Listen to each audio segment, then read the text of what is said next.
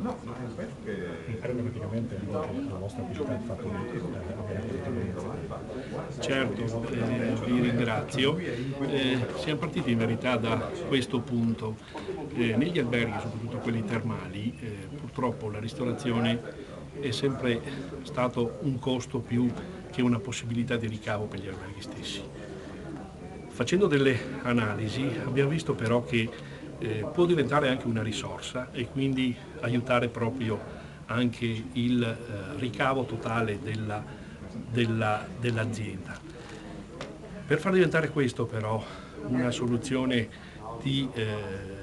appunto di reddito c'è bisogno di lavorarci e di, evidentemente, analizzando le soluzioni dei collaboratori e poi dopo la qualità che si vuole senz'altro far crescere e eccellere, e portare appunto che l'albergo possa avere un profitto oltre che una soluzione di innovazione e di dare qualcosa di nuovo ai nostri clienti che per tanti anni sono stati abituati in zona ad avere una soluzione senz'altro così di gusto e di cucina buona, però senza magari quelle particolarità che possono essere richieste adesso dal wellness, dalla soluzione magari a chilometro zero, oppure anche dei piatti gourmet che senz'altro la clientela che frequenta Abano del Montegrotto, essendo molto qualificata,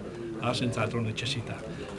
Quindi noi ci siamo spinti in queste analisi e abbiamo completato questa operazione di 9 mesi, portandoci appunto a una soluzione, a un livello che riteniamo consona alle frequentazioni che abbiamo nel nostro albergo e in linea generale su quelle di Abano Montegrotto.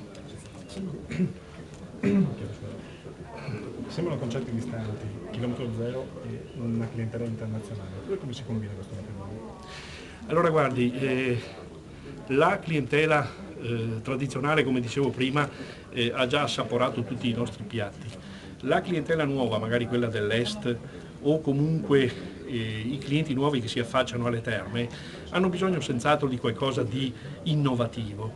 E l'innovazione proprio nel gusto probabilmente è quella che porterà a far eccellere o a migliorare senz'altro la cucina, soprattutto migliorerà anche la professionalità dei collaboratori e darà loro più stimolo per far meglio ancora.